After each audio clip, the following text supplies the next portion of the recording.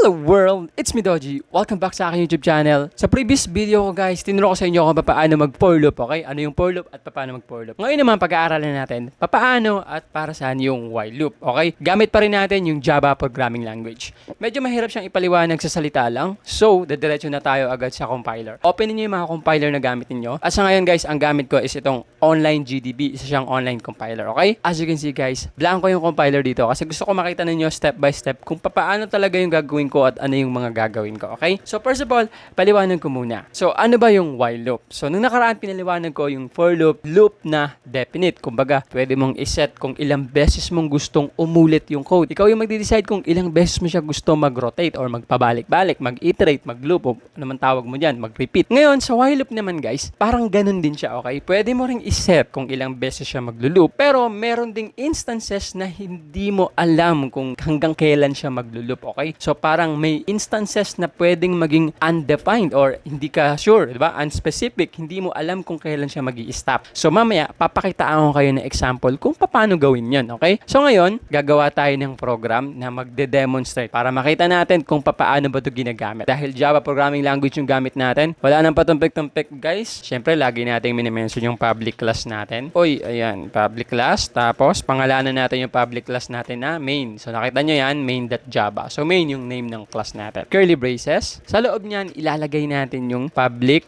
Alam nyo na yan, di ba? Public static void. Lagi-lagi natin yung tinatay. Public static void main. Okay? And then, lalagyan natin yan ng string, box brackets. Lalabas tayo. Args. And then, ilalagay natin yung curly braces. Ayan. Okay? Sa loob ng curly braces, dyan natin itatype yung ating mga code. So, dito natin ilalagay yung ating mga code. So, magkakaroon ako ng dalawang program kung saan pwede kong i-demonstrate sa inyo. Bakit dalawa? So, unahin natin yung number. Pagkatapos nun, gagawa naman tayo ng strings naman kung saan mag-a-add ako ng user input para makita naman natin yung undefined or parang unspecific type ng isang while loop. Okay? Merong iba't ibang klase ng while loop. Infinite loop. Meron naman yung finite. So, parang kagaya sa for loop, di ba? Kumbaga, pwede mong i-set up kung ilang beses mo lang siya gusto umulit. May ganun. Meron naman parang indefinite. Kumbaga, hindi mo alam kung kailan. So, paano yon? Ganito, guys. So, una natin gagawin is para sa mga numbers. So, dahil number to, guys, ang ating variable na gagamitin is integer variable. Tawagin na lang natin yung pangalan or yung variable na count. Okay? Tapos, lagyan natin siya ng value equals 0 muna. Okay? 0 muna yung value niya and then end up the statement. After that, gagawin na natin yung while loop. So, kagaya ng for loop guys, sa while loop, i-mention mo rin yung salitang while. Pag minention mo yan, automatic alam na ni compiler, uy, magwa-while loop siya, okay? Tapos, parang kagaya lang din sa for loop, pagkatapos mong i-mention yung while, maglalagay ka ng parenthesis. So, yung parenthesis para saan yan? Dito natin nilalagay yung condition, okay? So, again, ang principle, kapag kausapang loop, dedepende yan sa condition. Meron tayong tinatawag na condition. Ngayon, dun sa condition, dedepende kung maglo-loop yung ating code. So, kapag ang condition is true, maglo-loop siya. Pagka nag-false yung condition, mag-terminate na or matatapos na yung loop. Okay? Hindi na siya maglo-loop. Okay? So, ngayon, sabihin natin, i-mention natin yung while, tapos naglagay tayo ng parenthesis para sa condition. After that, maglalagay tayo ng curly braces. Itong curly braces na to, sa loob nito, ito yung code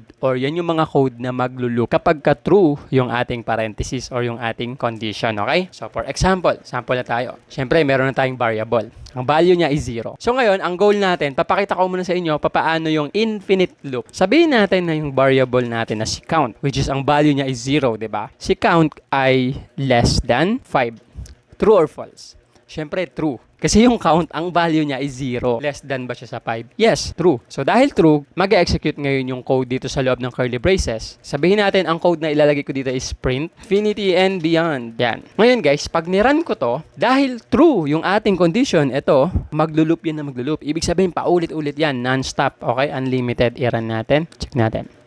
Yan, di ba? Nakita ninyo? Yan, naglo-loop na siya. Wala siyang katapusan. Loop siya ng loop. Pwede rin na per line. So, lagyan lang natin ng line dito. Print line. Run natin. So, you can see, ayan, di ba? Naglo-loop na naman siya. So, yan yung tinatawag na infinite loop, guys. Nagkakaroon tayo ng walang katapusang loop na nangyayari. So, paano naman kung gusto natin maglagay ng specific set kung ilang beses siya kailangan mag-loop? Okay? So, ang tawag doon, guys, is updation. So, pinag-aralan na natin ito sa for loop. Ngayon, merong dalawang klase ng updation. Yung pataas or yung increment, which is plus plus. Pwede rin naman na decrement or yung pabawas, pababa, yung minus minus. Okay? So, paano yon? For example, ganito. Sabihin natin, dito ko nilagay yung ating update. count. Una, lalagay mo muna yung variable mo, tapos lalagyan mo ng increment. Sabihin natin, pataas yung pipiliin ko. So, ganito ngayon yung mangyayari niyan, guys. So, balik tayo sa while. So, minention na natin yung while, and then proceed na tayo sa condition. Si count variable ba na may value na 0, siya ba ay less than 5? True. So, ang mangyayari, dahil true yan, pupunta ngayon tayo sa next line. Ang mangyayari, mag-a-update. Okay? Magkakaroon ng incrementation. Dahil ang nakalagay dito, count plus, ibig sabihin, mag-a-add ng 1. Okay? Magdadagdag siya ng value. Ngayon, after niya magdagdag ng value, ipiprint ngayon natin yung infinity and beyond. Okay? Then, loop ulit. Bakit? Kasi true yung condition eh. Pagdating ngayon sa loop, nag-loop siya ulit, hindi na 0 yung ating value dyan. Dahil nagdagdag na tayo ng isa dito sa ating unang loop. So, yung previous value niya na 0, mag-a-add na ng plus 1. Ang value niya na ngayon is 1 na. So, pagdating ulit dito sa condition, is variable count or yung variable count na may value na 1, siya ba ay less than 5? True pa din. 1 is less than 5, diba? So, dahil true pa din yan, mag-i-increment na naman tayo. Yung 1, madadagdagan na naman ng isa pang value. Magiging 2 na. Tapos, magpiprint yung ating infinity and beyond. Okay? Then, balik na naman tayo ulit sa while. Tapos, condition. Ngayon, hindi na 1 yung value kasi nag-update na dito. Ang value niya na ngayon is 2. Si 2 ba is less than 5? True pa din. Okay? So, mag-iikot-ikot yan hanggang makarating tayo sa 5. Kapag ka nag-false na yung condition natin, dun siya mag-i-stop. So, kung iraran natin to guys, dapat 5 beses, kasi 5 balik-balik yan. Dapat 5 beses mapiprint yung infinity and beyond. So, iran natin. Ayan, di ba? 1, 2, 3, 4, 5. Bakit? Kasi 5 beses nagtanong yung condition. 5 beses tayo makakakuha ng true na condition dyan. Hanggang sa makarating siya dun sa 5. Di ba? 5 or 6. Hindi ako nang bilangin pa, di ba? Para mabawasan yung trabaho natin. Kung saan magpo-false na yung condition. Therefore, mag-i-stop na siya. Okay? Ngayon, lagyan naman natin ng incrementation na value. Okay, dagdagan natin. Sabihin natin, infinity and beyond. Tapos space, mag-concatenate tayo. So, yung concatenation, tinuro ko na rin yan sa inyo, diba? Mention natin yung variable. Ibig sabihin yan, guys, every time na magkakaroon ng update is mapiprint din yung value niya dito. Okay? So, dito dinagdagan ko lang ng value, ha? Wala pa tayong masyadong binabago. In this case, guys, kung titignan natin, ang unang mapiprint dito is number 1. So, bakit number 1? Kasi naunang mag-update bago mag-print. So, papaliwanag ko.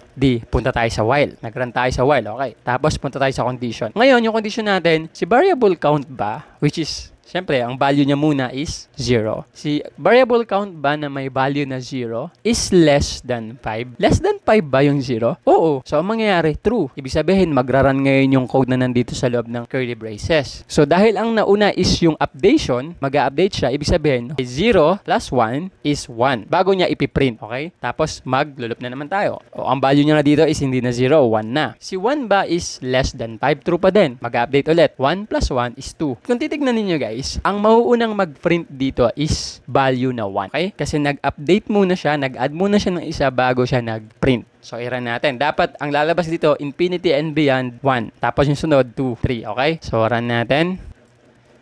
There you go. So, nakita ninyo guys. Naunang lumabas yung 1, bago yung 2 and 3. Ngayon, kung ilalagay ko yung updation natin sa may likuran, so sa hulihan, yan, dyan ko nilagay sa baba. Baliktad naman yung mangyayari. Hindi na 1 yung mauuna. Ang mauunang mag-print dyan is 0. Mawawala yung 5. But still, it counts as 5 times. Kasi may bilang yung 0 sa programming. Okay? So, mangyayari niyan ganito kasi. While, tapos condition. Si count ba na may value na 0, siya ba ay less than 5? Less than 5 ba si 0? True. Okay. And then, magpiprint na agad yung ating count. Magpiprint agad. Ibig sabihin, mapiprint yung 0 bago pa siya mag-update or mag-plus ng 1. Okay. So, ang nangyari, mauuna yung 0. I-run natin. Tignan natin kung totoo yung sinasabi ko. At naku po, naglag pa ata. Ayan. So, kung makikita ninyo guys, na unang nag-print yung ating 0 ngayon. So, depende yung outcome mo kung saan mo ito ipoposisyon, okay?